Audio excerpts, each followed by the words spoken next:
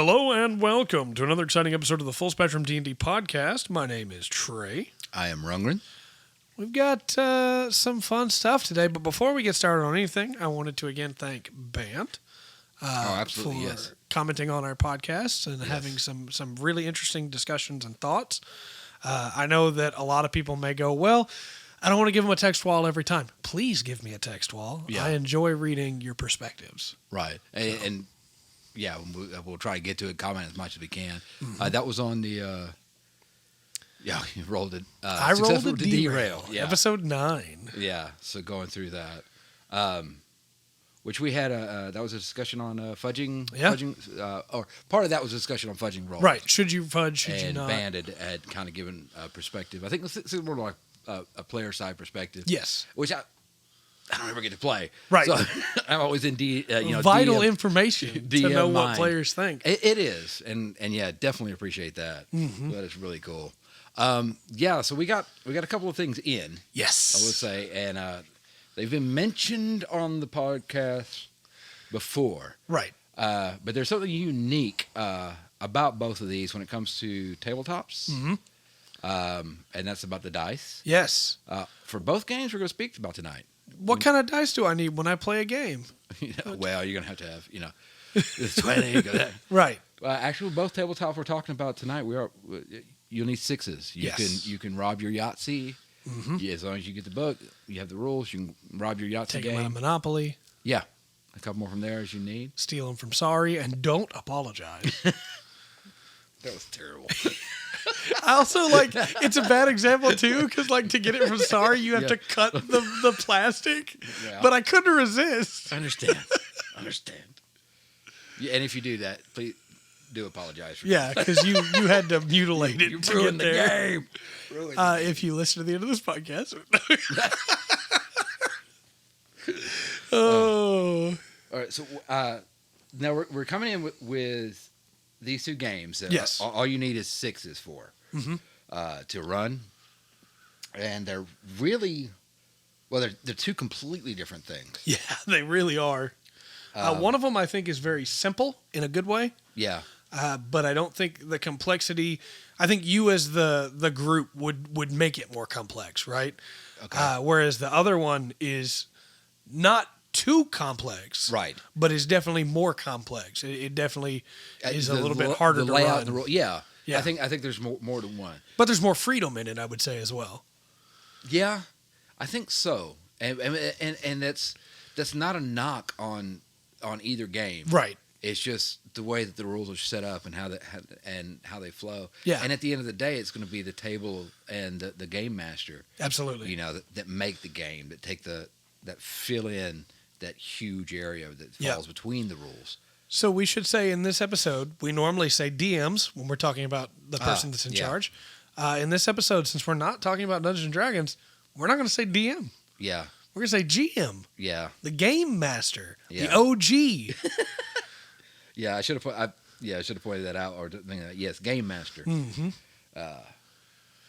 It's just the same thing. But It is, but one if you is say legally dungeon distinct master- from the other. Yes, if you say dungeon master, you should be playing D&D. Yeah.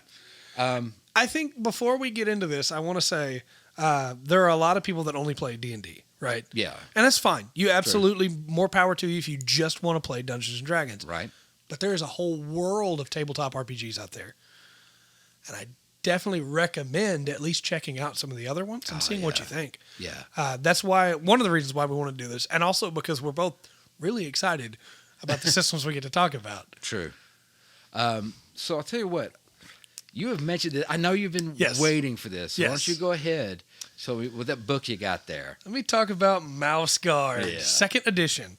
Mouse Guard, I played 1st edition of Mouse Guard. Okay. A couple times, as we talked about, but So I never you got to haven't finish a campaign. So you haven't never played this? 2nd edition. Okay. Which made it really exciting for me to dig into. That's cool. I think Really 2nd cool. edition is definitely better. There is some stuff that already I can see has been trimmed up. But one thing I want to say right away, Mouse Guard's kind of simple. Okay. And that's a good thing. Mouse Right. Guard's made for, the plan is to run 4 to 6 sessions, 4 to 8 at most, Okay. per campaign. All right. Because your goal is to run a year and a half to 2 years in these characters' lives. because they're mice. They don't live that long, you know? True. So your goal is to try and get that story through there. Okay. Your mouse in that time has gone through a good chunk of their lifespan, you know? Yeah. And they've changed a lot as a person. And so the goal is to try and cover that distance in Mouse Guard. Your sessions are normally going to run from 2 to 6 hours. It's not a long time as compared to a lot of other tabletop RPGs. But in that time, it has a really unique take on the GM and the players that I think is really interesting. Okay. It's a lot like D&D in that you're coming together to tell the story, but because it is a bit more simple, most of your role play it's less role play and combat and more all role play in a really interesting way. Okay. And I got a lot I want to say about it, but I know you have a lot of questions too. So I don't know if you want me to just dig in or you start asking and I'll start digging in. Well, yeah, I kind of like to ask about it 'cause I've seen the cover. Yeah. So it's a great book. art. It actually is. It's beautiful art, which so many games have, and I love. And just a little offside topic, I love that so many games have like the individualistic art. Yes, it's like there's an art that fits it. Right. It's almost like a watercolor style. I know we're explaining an image to an audio podcast. Yay! But it's kind of like a watercolor style, and you mentioned earlier, almost like a Watership Down. In a really interesting way. Yeah, well, the little bit you talked about it, because we talked about it on a podcast before. When it comes to mind, it's like a Watership Down and Wind in the Willows. Yes, it kind of falls like in between that. Mm-hmm. Excuse me. The book's not that long. Well, that's a complete book, though, right? I mean, it is. The whole game's in there. Yep, 320 pages, the whole game. You don't need anything else to play Mouse Guard, but second edition. You get the book. It's got adventures. It's got. It doesn't have character sheets, but it's a link to a website where you can print off character sheets. And it has an example character sheet in here. And you can also just use the example characters because it gives you a whole list of example characters. It gives you all the setting information. It gives you... There's not classes in Mouse Guard. I think I mentioned that when we talked about it at one point. Yeah. It's not classes, it's traits. It's the individual character has these traits and uses them to fight. Right. So skills are going to make... you're going to have stats. Yes. Now some just depending on how rules go, some games the stats are the most important. Other games, maybe it's the skills that are most important. Right. So I think here it's the skills, it's the traits, right? It's depending on when you start. You say, "Hey, I want my mouse to have been from the port city, so my mouse knows how to make a boat out of leaf." Gotcha. My mouse knows coast wisdom. Coastwise, my mouse can see where they're at on the coast and know how far out water-wise they are, how far in they need to go, when the tide's going to come in. Yeah. And those wind up being super important. You may say, well, how does that help in a fight? Well, if they're fighting crabs on the coast, they need to know that stuff, and they can use those skills and roll against those skills and go, hey, I know the tide's going to come in. Can I try to trick the crab into going out too far, coming after me, so that the tide grabs it when it tries to get me? You said roll again. So this is what is this? This is like successes? Successes and fails. Major successes, major failures as well. Yeah. Okay. That's we should probably explain that for anybody that's only ever played D&D as well. Yeah. So you were talking about. And I don't know the rules, but you're talking about tricking the crab, right? Yeah. You've got some kind of sailing skill or some kind of deception skill to try to do that. Yes. And you would roll 6-sided dice. Yeah. You would roll whatever your skill is, and if you have any bonuses, if you've gotten any bonuses, anything like that, you would roll that many D6. So if your skill was 4 and you had a bonus of 2, you'd roll 6. 66. Right. You roll those 6s count as what? Do you roll those again, or let me give you the exact here because it's pretty interesting the way they did it. It is. See how quickly I got to the page? I was prepared for this question. 1, 2s, and 3s are failures. Just straight out failures. Just straight failures. 4 and 5s are swords. Those are successes. Okay. And a axe, which is a 6, is a success as well, but is a special success depending on what you're rolling against. Okay. If you get enough successes, you get a major success. Okay. And then you're able to win. And so you obviously, the more dice you roll, the more chance you have of succeeding. Right. So you want as many dice as you can get. But your skills early on are not going to be that great. So you're going to have to be careful. Right. Because you don't have flat stats to fight with. It's all, if you're a character that is good at fighting, your fight will be high level. Gotcha. It'll be like a 5 or a 6. But otherwise, you got to roll against one of your stats. And depending on, you can lose stat points. You can go down. The really interesting one is the nature, which honestly, if you're not a character that is proficient with a weapon, you're going to be using your nature to fight. Right. Because if you lose nature, then you become less human, and more mouse. And it may lead you to flee if you get too low on it.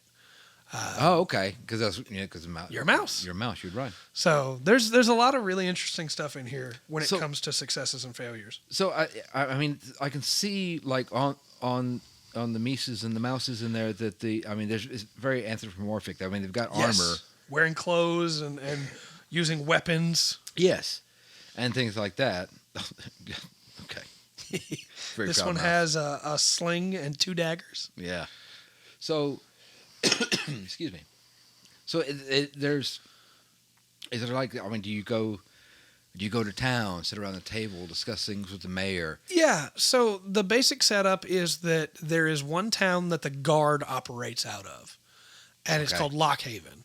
And all of your characters, your players, will either be recruits that have joined up and are now being sent out on missions. Right. Somebody's got to be the leader of the patrol team. So maybe they're more experienced. Maybe their stats are a little bit better. But maybe depending on the adventure, how long you're going, they might have to retire partway through because they get too old.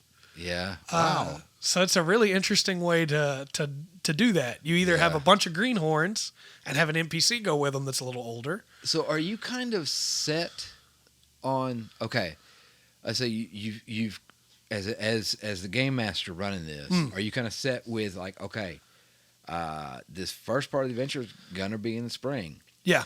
The second part of the adventure has to be in summer. Yeah.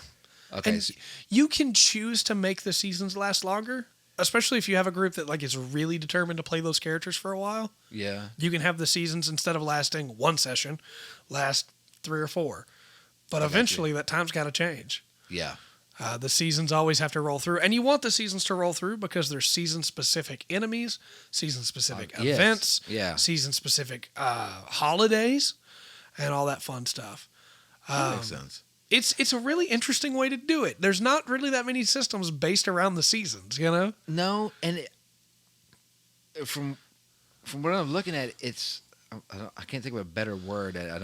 Some people might take this negatively. It seems like a condensed world. I don't mean just because it's the mice. I mean, it's like you have this pocket that you get to work in. That's kind of a relaxing feeling.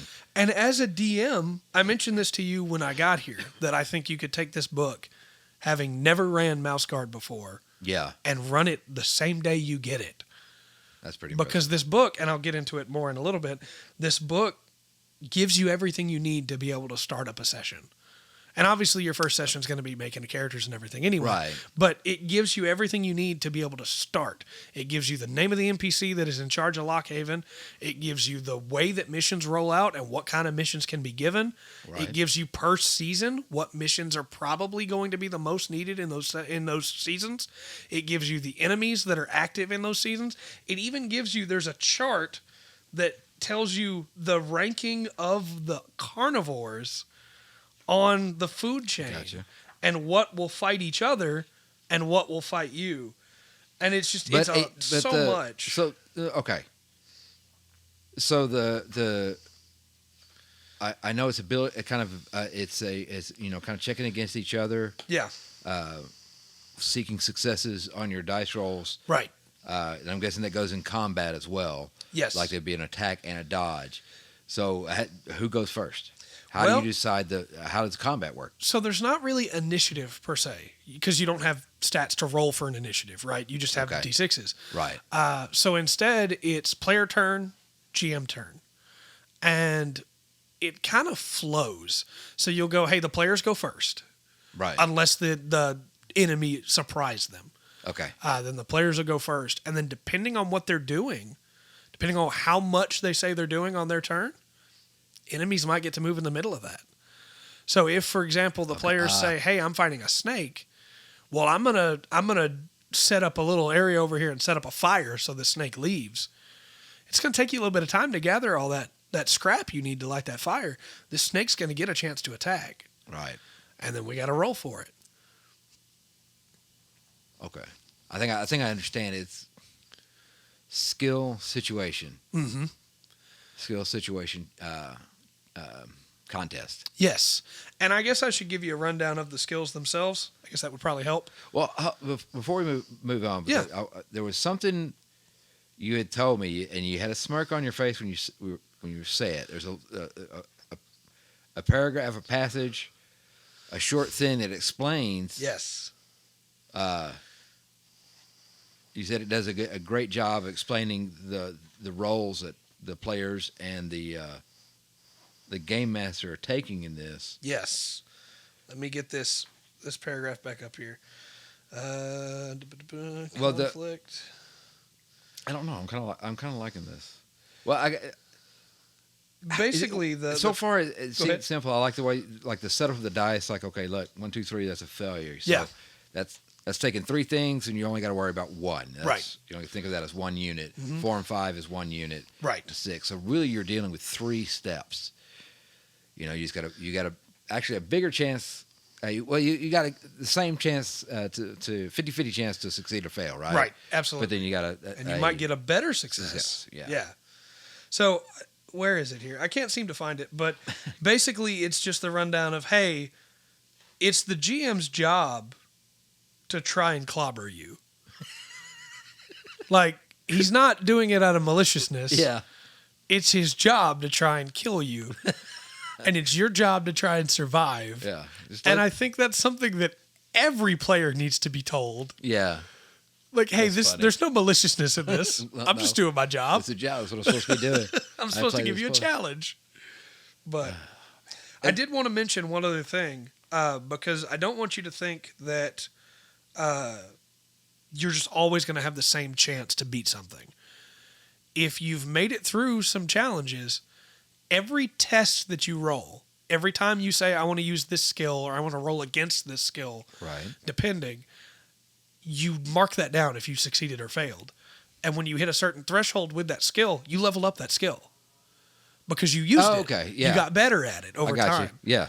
And then when you have Hey, it's downtime, right? When you have downtime, you can then also work on improving your skills.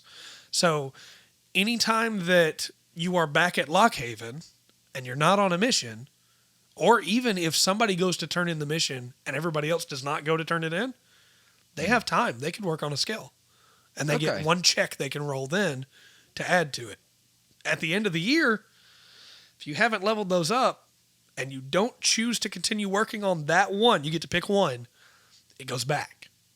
You wipe you get to keep any bonuses you gain, like any levels, but the progress towards any others go back because you're resting all winter unless you choose to take a mission. Okay. But winter's far more dangerous. I imagine so. It's a give and take.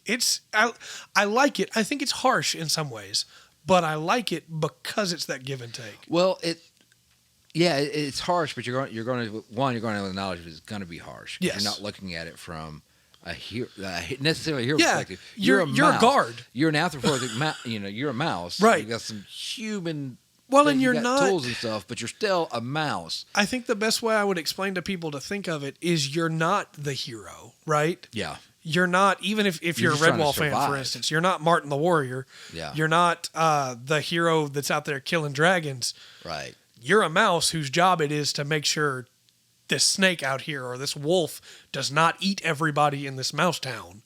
You know, you're that local guard that sees Tiamat over the ridge and goes, well, I guess I'm going to die here now. Yeah. Yeah.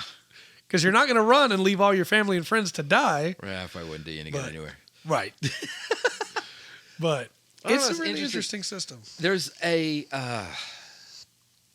There's a simplicity Yes. that I think is innate in it, and I can see how you play this game for a while. Right. you come to the table Yeah. within your mind as you're as you're thinking about it. Okay, we're in winter. Right. So this is what I'm worried about. These are going to Mm-hmm. be the things we know. You're already going to kind of pre-knowledge. So it's kind of limiting in a way that just lets the game be. Yeah. And I think I think it'd be a lot. You could role play would be a lot of fun in this. Oh yeah. You know, just kind of building it up, and the dice kind of. I don't know. I like the simplicity of it, and I think you could play this I think you play this with kids. I think you could play this with different age levels. I like it. Since you brought up role play, there's a Okay. really interesting thing about Mouse Guard when it comes to making your character. When you make your character, you have to choose a bunch of things because you're a recruit, right? Yeah, yeah. You're a newbie to the Mouse Guard. Right. So your first time, you spend a year of your life as a recruit. You don't run this as part of the campaign. Right. This is just you've come through that year. Well, now it's time to go. Well, like in D&D, you create Right. your character at the point that they decide to become an adventurer. Right.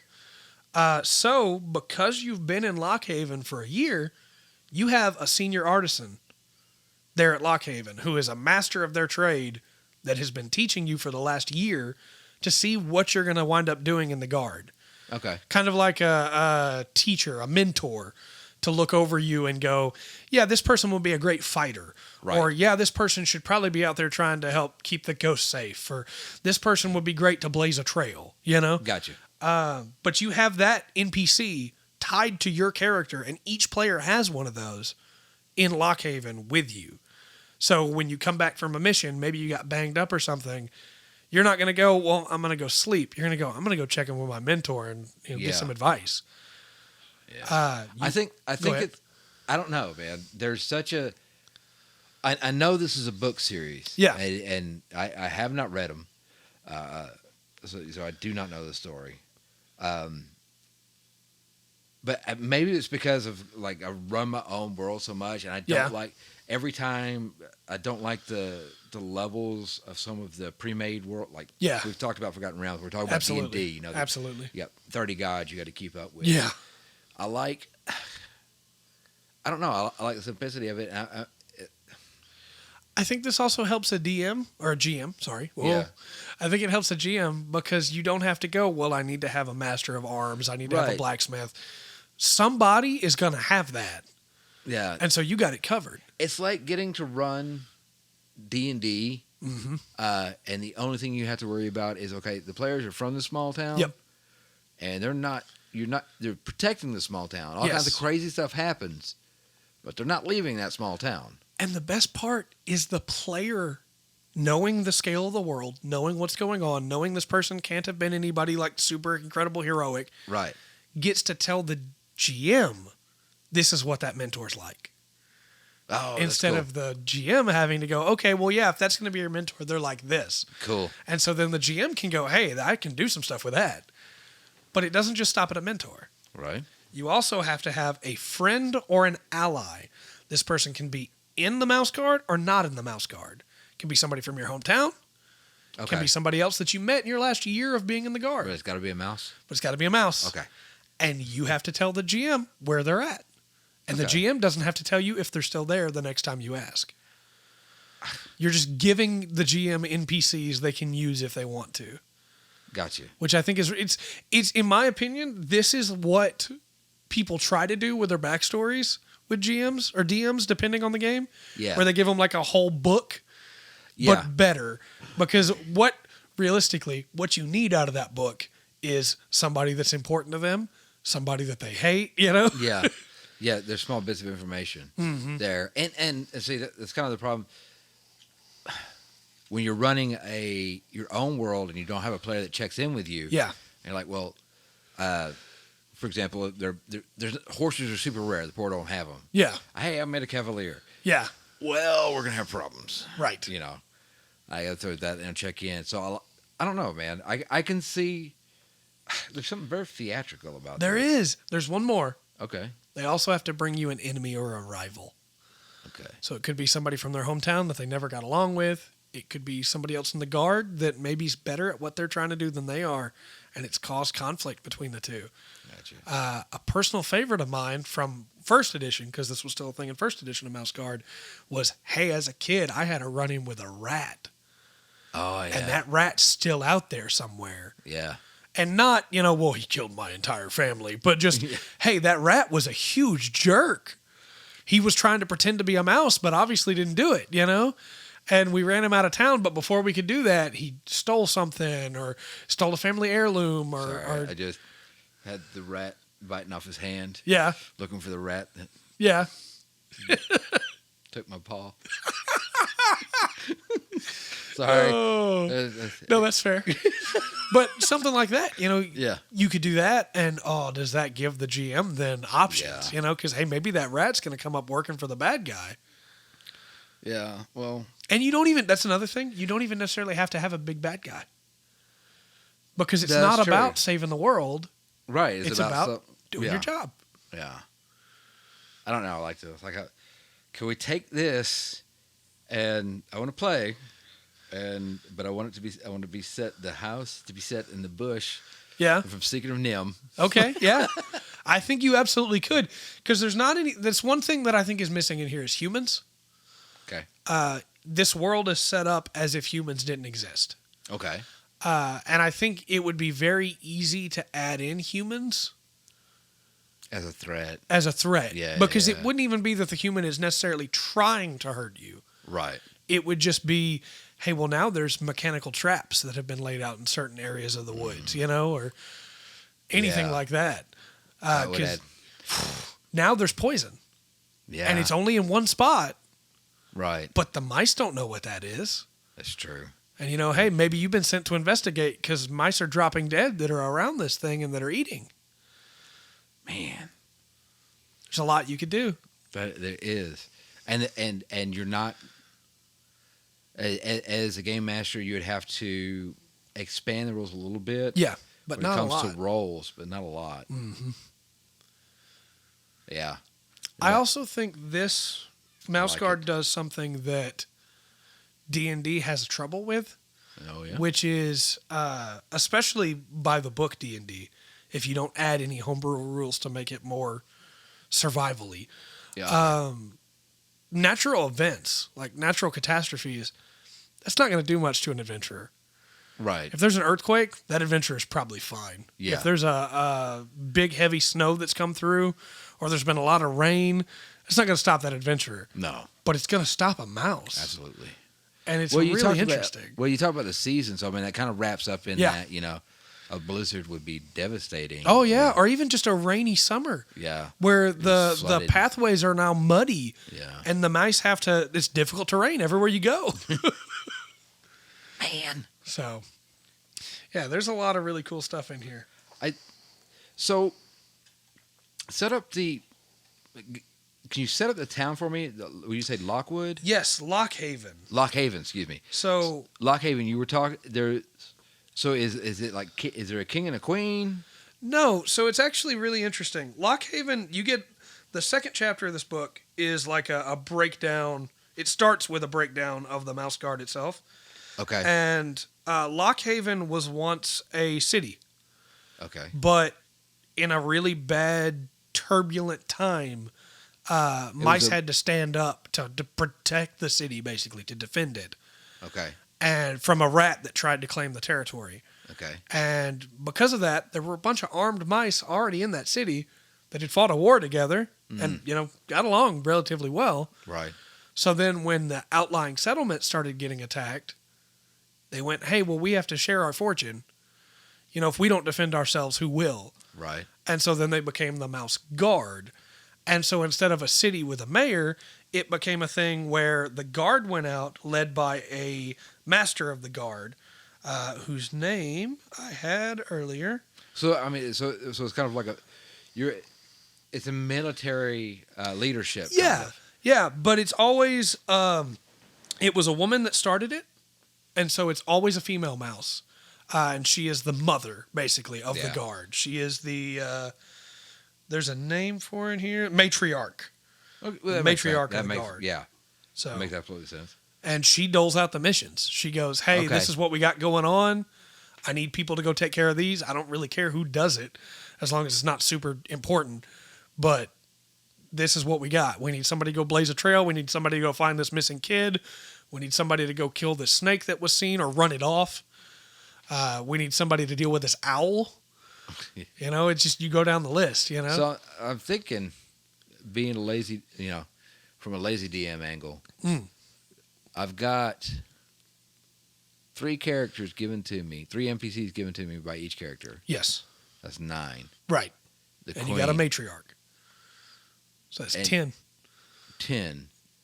And I can run everything through those 10 if I wanted to. Right. I mean, I could add a market Oh, mouse yeah. and obviously, that, if the players go back to their hometowns, their parents are probably there. Right. Unless they're playing an edge lord and then their parents are dead. Well, so I keep picturing it. I keep picturing it like and I'm probably doing this too much in my head. I'm picturing it like the obviously, it's the main area. It's the fort. It's the military. Yeah, it's Red Walls Abbey. It's it's the most defended place. Going out and come from there. But there's other. There's actually a list of territories here that give you around too, it, where each of the territories has like the predators that are close to it. I'm telling you, they lay it all out in a way that I wish more D&D books did. What kind of time period? I mean, is this like? I mean, obviously there's it's medieval. There's no magic really. Right. Okay. No guns for sure. Okay, so it's a little pre. Yeah, it's early. Well, I would say probably Dark Ages style. Okay. I got you. There's no real, and obviously because they're mice, they can't use birds to communicate. So there are no long range communications other than runners, which is always going to be a mouse again, going to and from settlements. And your settlements are all going to be built into trees, or built in caves, or built into a rock. The biggest one would be Lockhaven itself, which is an actual fortress. But even it, as you can see in this picture here that the viewers can't see, is built under the roots of a tree that was slightly pulled up in a storm. Okay, I see. So they really have to take advantage of the natural terrain to be able to make their homes that are last anyway.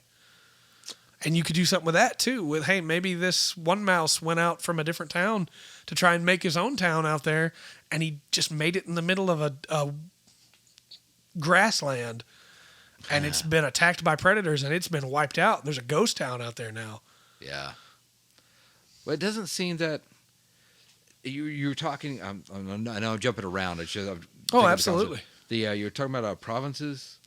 And it kind of laid out not provinces maybe, but the territories. Yeah, yes, absolutely. Territories laid out of different, and they like different factions. Yes, mayors of different towns, and different some ideals. of which like the Mouse Guard, some of which don't. Okay, yeah. Some that are dealing with the predators of other territories. So, like maybe it doesn't go into specifics about what would be there, but we know already there's been a rat warlord that raised a rat army. So maybe there's another one of those. Or it goes into a lot of detail about the smarter enemies. Mm-hmm. So like an owl is an owl, right? Yeah. He's incredibly wise, but he's probably not going to gather an army, lives on kind of a hermit, right? Right. Whereas a weasel or a stoat might team up. Yeah, they're going to need some help. So a weasel warlord or a stoat chieftain, they're going to be a problem. And so if a town mayor has gone, hey, instead of getting the guard to come deal with you, I'm going to work with you so we get some of that profit.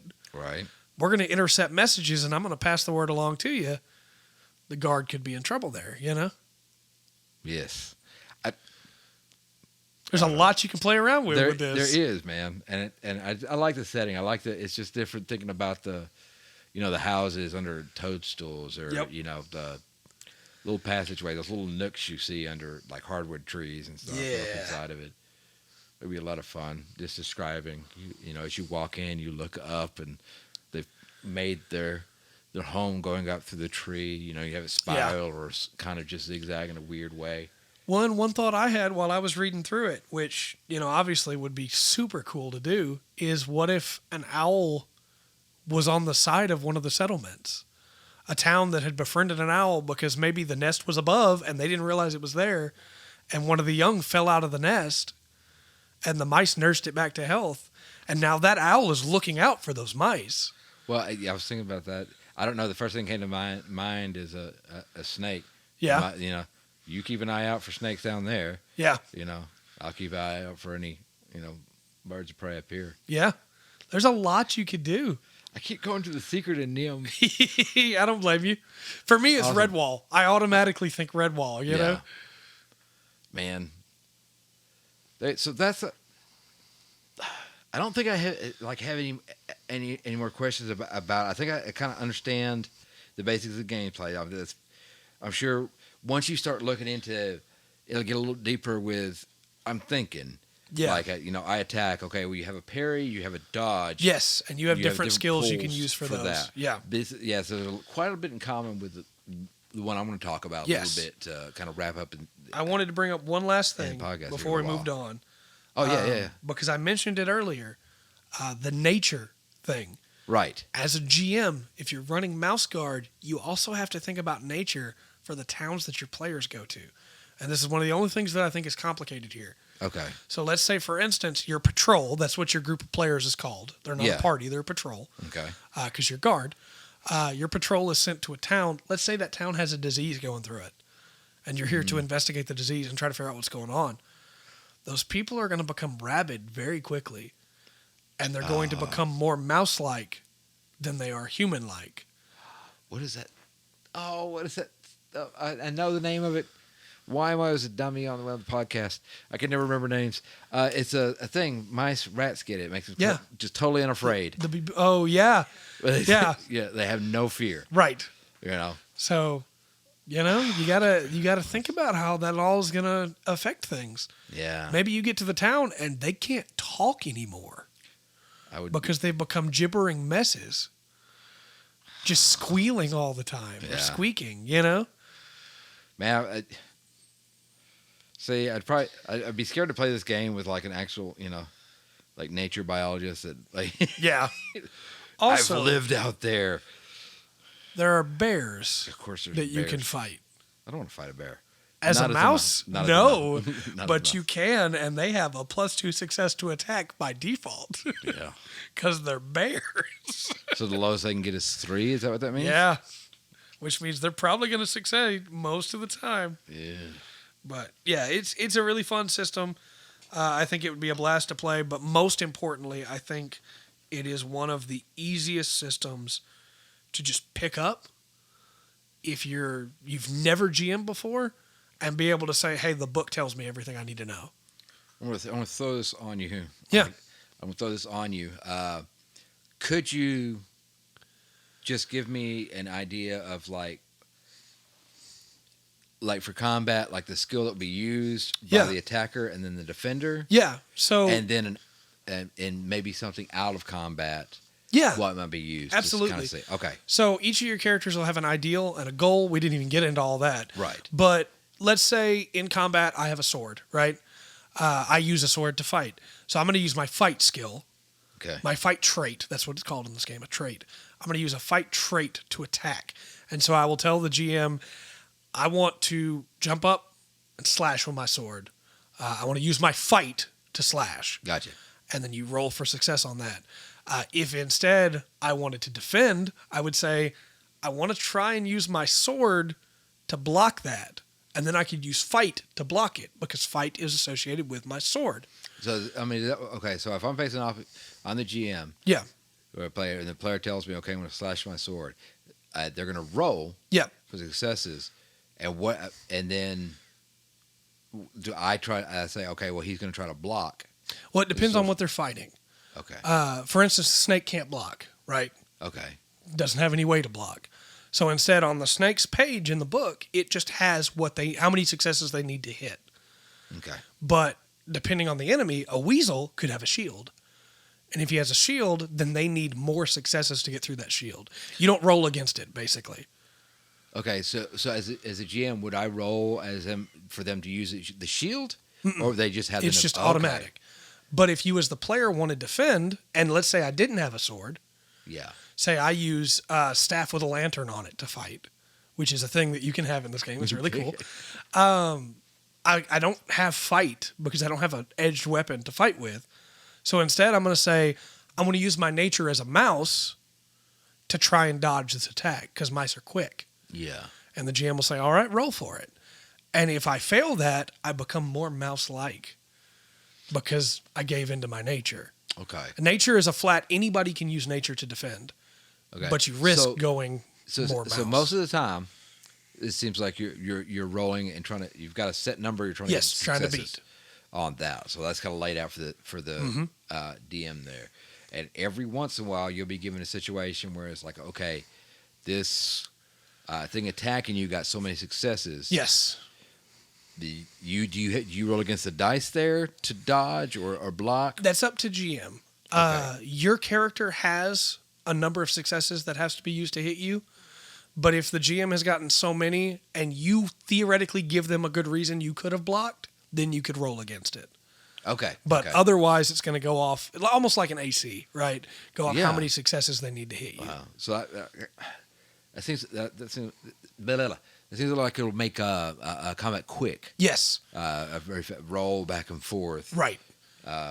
Yeah, they've really gotten rid of numbers almost entirely when it comes to that.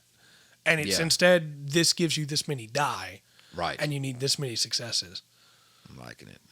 I think it's like I said, it seems like a simple system that will get complex as you're working through your skills. As you spend more time with it. Right. Yeah.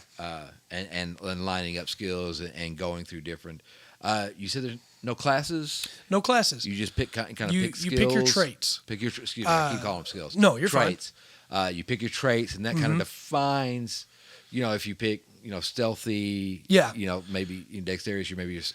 Yeah, you're probably not going to have a high fight because that's not what you do. So you'd be more. So you may take a scout position. Right. You're not a scout per se. You know, a class scout. You're still a mouse. I like it too because it means anybody can be anything. Well, see, that goes into what I'm going to talk about. That's why there's a few things that are similar. Obviously, it's not the one I'm talking about. The simplicity, the idea of what, like the combat going back and forth. You having successes, right? There's a lot of stuff that kind of reminds me going into it, and like the no classes, your skills, how you set up the kind of skills. Then you can really, if you want a class, you can call yourself pretty much whatever you want to. Exactly. That's I like that. I like too that when you go back from your mission, you get the chance to practice one of them. Yeah, and at that time, you could pick up another one if you wanted to. Instead of practicing one of the ones you have. Right. Which means that you can kind of customize yourself for what you need, Exactly. You get out there and go, well, in this patrol, we really needed somebody else who could fight. Yeah. Or we really needed somebody else who was wise. Because you can even use your wisdom to attack. Well, I'm going to try and make this snake get stuck underneath this tree when he's coming after me. Okay. That's a wisdom. That's almost a cunning action, right? If you were to go with the Pathfinder rules. Yeah. It's really interesting to me, the way that it makes it more loose. Yes. Of it's GM and player working together to get through combat instead of numbers. And that's not a dig at D&D. No. I love the numbers of D&D. It's just different. It's just something different. It is. I like it. I like it a lot. Anything you want to throw in on the end of that? Not really, but you can sail on a leaf in a leaf boat. And I think that's great. That's what I want to do. Yeah. That's exactly what I want to do. I didn't mean to talk about it for 45 minutes.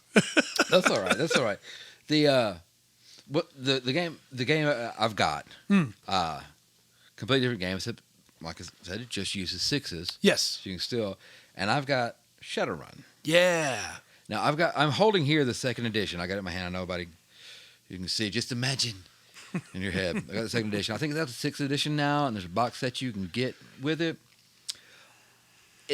Some things are going to sound the same. Yeah. The way there's target numbers, and you try to get that many successes. Yeah. Now there's like one more step in the way that goes. I'll back up. I'll give you the setting. Shadowrun is set in 2050. Yeah. It is a fantasy cyberpunk. Right. So it's cyberpunk, but magic has returned to the earth. Right. So you've got people of morph. There's got elves, dwarves, humans, orcs, trolls. Yeah. Each with their own traits. They have archetypes in the book you can kind of go off of. They have futuristic names: street samurai, decker, rigger, things like that. But really, it's the skills and bionics, the way you build your character. Right. There is no dice rolling for character creation. It's all a point system. Goes through. You don't roll dice until you're in the game playing. Right.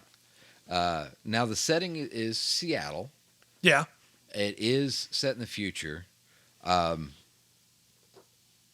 They've got maps in here, but you can kind of Google map if you want to, just as a DM to kind of get your idea. So I mean, it's in the future United States. Something set off. Once again, now this book it's 284 pages. Yeah. 282 pages, something like that. I think it's a little more in depth. Right. And that's obviously not a knock. Yeah. It's a different strategy. So you'll have your attributes. Yeah. Your skills, and of course those will give you that's what you use to roll your dice. Right. Going through. I would say Shadowrun is more focused in a way where Mouse Guard is more loose and made to be more free's not the word, but made to be more loosey goosey, I guess you could say, is made to be more free form with your GM and your players. Shadowrun is a lot more precise. Well, in a good way. Well, yes and no. Yes, in the way the numbers you're going to be using. Yes, because you are going to be going through. You're going to have a lot more as far as because you got your stats list as well as your skills, and you add your stats with skills to do stuff. So you get your skill pool, and you'll have your dice pools and everything. But you're still rolling sixes. Now, in Mouse Guard, it was 1, 2, or 3 was a failure. 4 and 5 was a success. 6 was a better success. Right.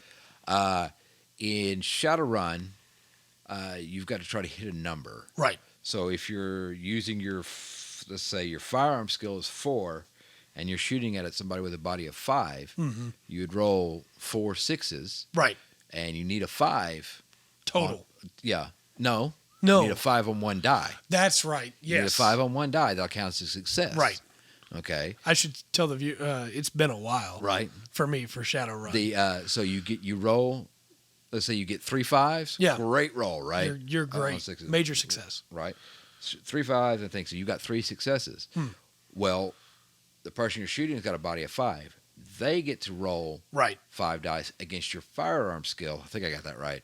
If somebody hear this like 3 years from now and be like, that man doesn't know. I'm sure there's something I said about Mouse Guard that was wrong too. But they roll against it, so you're balancing out pools, dice pools against each other and challenging them against each other. That's where I was getting lost in Mouse Guard. That's the level I was thinking on. Yeah. Is you're challenging skills against each other, but you're kind of. You're more lined out, aiming at a specific thing. Yeah, not that. And the number changes through that, but it's your skill. Like I said, it's got the archetypes in here: gang member, and like I said, we got a former wage mage. Yeah, there's magicians, bodyguard. It's a very cool setting, and just like Mouse Guard, I believe this book has everything you need to run a straight adventure. Yeah, it's got. Yes, you have all the rules here. You'll need no other supplements, and it even has like a. Got a small adventure in the back, I believe, and that counts in the 282 page. I think I forgot to bring that up in Mouse Guard, but it has that as well. Which, again, we've talked about this before. A good setting book should give you a place to start. Yes. One thing I love about Shadowrun, it's got its own... they give you your own slang words. Yeah. Frag and dreck. And, you're always talking to Mr. Johnson. He's the one that gives you the jobs. Yeah. I will say this about this. I forget that people don't know what I'm talking about because I know it all in my head. It's mega corporations that basically taking over the world. Right. Everybody has a cred stick. You are given new yen to that's your credit That's like the dollar. Yeah. Is your new yen. It's become very. If you think of like 80s, 90s Japanese, Yeah. mixing that over with the grunge scene, you kind of putting that into cyberpunk. Right. You kind of have Shadowrun. you kind of have the Shadowrun idea. And you dump that in 40K, and that's how you get Necromunda. Okay, we're putting it all together. We told you we have it all together in our heads. But what you play is somebody who slips through the cracks, because even though it's nice to have credits and stuff, you need that. You're new to spend stuff. The most valuable thing in the world is information. Yeah. And these mega corporations, they pay for you to break in to other corporations. And these corporations have their own armies. They have their own, Air Force. Yeah. And everything's set up there. Every skyscraper there is like it's, the fortress of itself. Mm-hmm. There's weird things going on. There's dragons. There's rules. Yeah. That never cut a deal with a dragon. That's one of the biggest ones. But I think you're going to have to take a couple of sessions and sit down and work with somebody else to get the combat down. I will say second edition is my favorite. The players are OP'd, but they kind of keep it simple enough to where, as a game master, you know where to bump it up after a few sessions. Yeah. To kind of make the difference there. And you've got all your, of course, all the cyberware and everything. It's a cool setting. Think Johnny Mnemonic and Bright, those two movies shoved together. But I think with the mouse guard one, by the second or third session, especially if your game master's doing their part. Oh yeah. And going through keeping up with everything, and the players are doing theirs. Yeah. Yeah, I think after a couple of sessions, that's gonna feel like home. Does that makes sense? You're gonna know when you sit down at the table, you're there. I think it'll take a little bit longer with Shadowrun, especially going to the rules. I mean the skills. Yeah. The traits and the skills, because there's so many, and they break down, and you get to specialize and expertise. Right. So say if you have a firearm skill of 6. Right. I can specialize down to submachine. I say pistol. Yeah. Right, heavy pistol. So I take 1 off that. So I take I said 6. I'd take it down to 5, and I'd actually have the heavy pistol at 7. Yeah. And I can specialize down again. So I'd take 1 off that. The first one, so it would go down to 4. Right. With any pistol. I'd still have the 7 on any, but I have 8 if I'm using, say, an Ares Predator, a named thing. So I think the skills go out a little bit more. Well, and I think, as much as I've talked about how great mouse guard is for starting out or for playing around with it, and again, RP can get really, really great in there. Yeah. Shadowrun really shines for me once you've been playing for a little bit. You have all that systems figured out. Yeah. And you can make the character you want to make. You can make when somebody you understand that is the just skills, you. Yes. When you understand what skills and what attributes, how to put them together, you can make. You don't have to be just a street samurai that just it's all loaded up. You can use magic. You can balance it out. Yes. And I think that's, and when I think back to when we were playing it all the time, that's how it worked for me. Our first character was an archetype. We made our own, go through the rules. Right. By the last one I made was a New Wave Ninja, which is not an archetype anywhere. I just knew how I wanted this character to be. Right. And so I used the skills and stuff to make him that character. And I think if you're the type of player that really enjoys not min-maxing per se, but specializing and being able to, like, let's say for instance, when you play RPGs, you like to focus on a stat. Yeah. You can really run with that with Shadowrun. Yeah, you can down the specialization to where you are deadly with that pistol. You're good with all pistols. You are deadly with that pistol. Right. I like the damage system. Yeah. For Shadowrun as well, because you don't really have hit points. Right. You kind of go through levels or phases of damage, and depending on a punch is not going to do the same damage as a pistol shot. Yeah, it never could, right? Right. It's a different thing, and then unless you specialize in fist weapons and get some brass knuckles that there you go. Punch with a lot of force with. That's true. Then you're taking jaws off. The I'll run through just like okay. You got the attributes. Okay, you got body, which is basically going to be how tough you are. Right. It'd be Constitution, right? Quickness, basically dexterity. See that strength, charisma, intelligence, willpower. Yeah. Now intelligence and wisdom are kind of combined together. If you're thinking from a D&D aspect, intelligence and wisdom we kind of combine together. Willpower. Yeah, willpower is not wisdom. No, it's kind of it's your mental toughness. Yes. You know, a dummy can be mentally tough. Yeah. For sure. They probably are. There you go. Essence. Now, essence is. They don't really give a good. It's your humanity. Right. If you get cyberware put in you, you take off. You mark down. Yeah, you become more mouse-like. Yeah. Right. Your essence will always start at 6. It's really funny to me how similar these two are. It is. It is. And I think maybe elves start with something higher. Maybe a couple of the races start with a little bit essence. There's a payoff, right? A balance there. But essence, so we were talking about making the character you want. Well, you can use cyberware. You say you want some implants to help you fire your pistol. Right. You get an eye implant goes down. Well, your essence is kind of like your magic pool. Yes. For magic. So you can eat down on that a little bit. You sacrifice on that. Right. To make your better shot with a pistol. You still have points left. Right. And your magic pool will be able to cast from your left hand. But if you push it too low. Yeah. And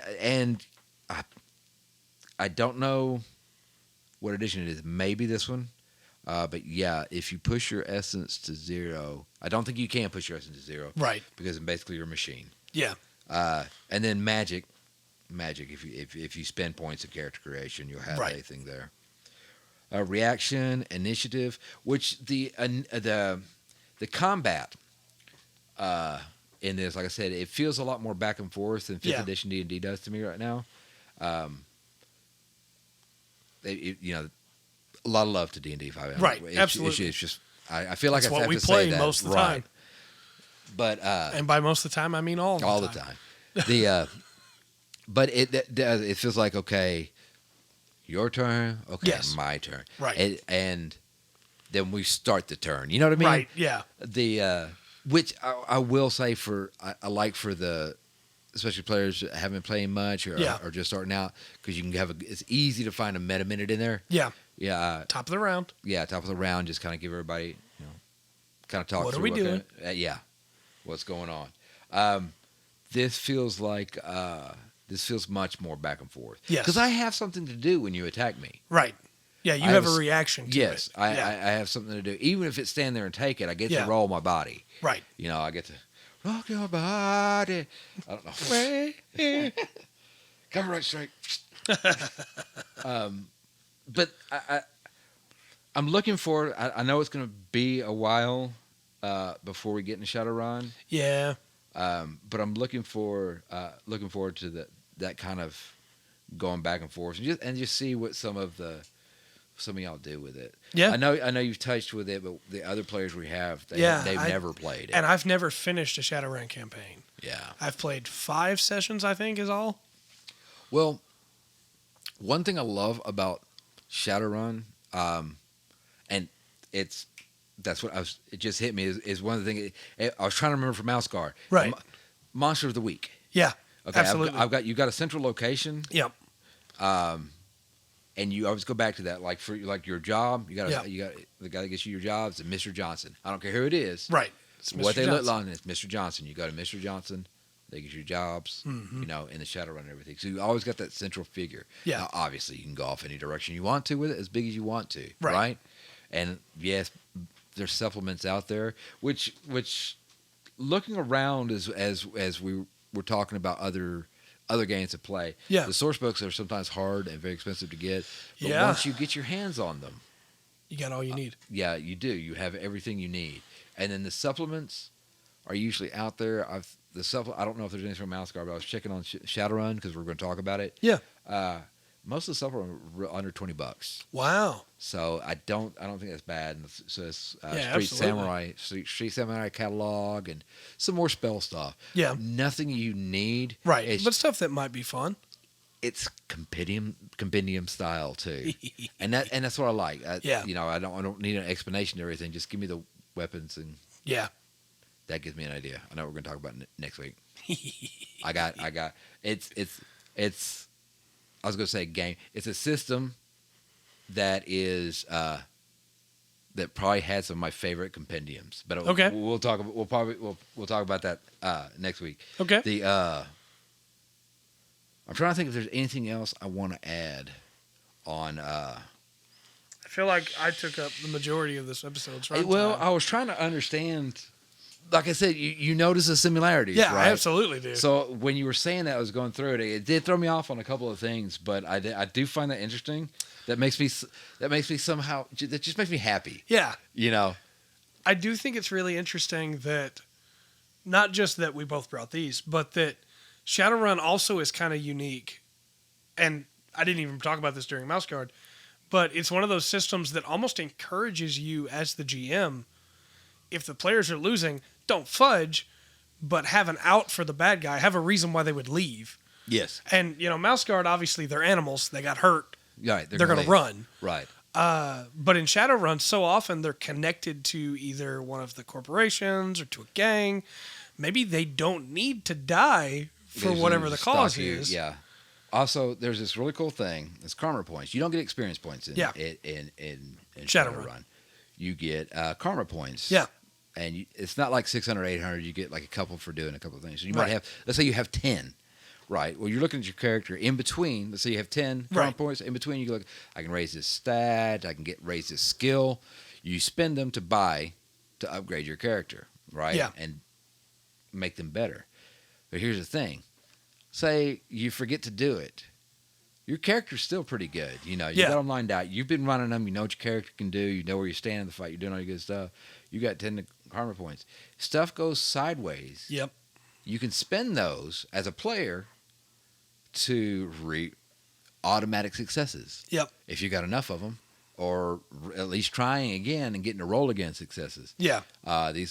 Look, we got pinned down. I got to tell the story. Okay. We've been playing Shadowrun for a while. Characters had come. Someone died. But we had a guy. Well, one guy, he only got to play every once in a while. He'd come play. He played a shaman. He was good at it. But he played a lot. Yeah. But wasn't always there. Anyway, the rest of us were building our characters. Now, over this must have been a year or two, and this is playing at lunchtime. We're playing a lot. Yeah. We're playing one Friday night, so we get to sit around the table. You're not trying to rush the game or anything, pick anything up. We're pinned down by fire. We're dead. Yeah. If we're not getting out of this. So we're all looking for trying to find a solution. karma. Yeah, trying to find something. I got no karma points left. Dude with the shaman at the end goes, I got 246. Well, he spends. So this is what he does. He summons a spirit, a nature spirit, right? And the way this works, now look, you got to understand. Normally, you be rolling 6 to 8 dice, right? Yeah. For every 2 successes you get, is a level. Well, you got to get a success to cast it, right? Yeah. And then every 2 successes after that will raise it a level. Yeah. So he just spends, and I think he had to spend 2 to get an automatic success. Yeah. So he just spent all of them. Right. On. So it just. Yeah. Yeah. Yeah. It was just one of those moments that I will never forget. Yeah. I probably can't tell you anything else about that campaign. As the GM, I would just go, all right. Yeah. Yeah. Yeah. No, the guy did a great job with it. I mean, obviously, it's not necessarily like throwing a hole in DM's plan, but you don't expect somebody to go. Oh, no. Hey, and you're not going to go, well, you can't do that. Right. You're going to go. I cast. Oh, no, he was all for it. 140 something level. Right. Yeah. Basically, he summoned a hurricane. Yeah. A living, walking hurricane to People save will us. talk about that forever. The NPCs in the area are forever changed. Yes, yeah. It was amazing. Well, man, you stole all the time. I'm kidding. You did good. I'd do it again, too. I know. Well, I knew you were excited about talking about Mouse Guard. And you had some knowledge of Right. Shadowrun. I had no knowledge of Mouse Guard. Right. But But I think I could. But I think I could play. Yeah, I think here so, in too. a couple of hours. If like, yeah. I think so, too. As a GM, I think I could sit on the player side. I'm not saying I could run it. Right. I know I could sit on the player side, and it wouldn't take long. And I like that. I like that. And if you, as the listener, have any questions about either one of these systems, please don't hesitate to ask. Oh, yeah. We'd be more than happy to answer. Yeah. And look, there's other systems out there. Yeah. Put one down there. I'll see if I can get it. I really want to look into Fate at some point. I know we talked about that before. Yes. That's one of them that I've always heard is fun but never played. And then there is a Indiegogo that I mentioned to you, and I can't remember the name of it right now, but I'll bring it up later. Right. For a mech-based system that looks kind of cool. Yeah. And I want to see what's going on with that. So nice. All right, we'll keep it. Yeah.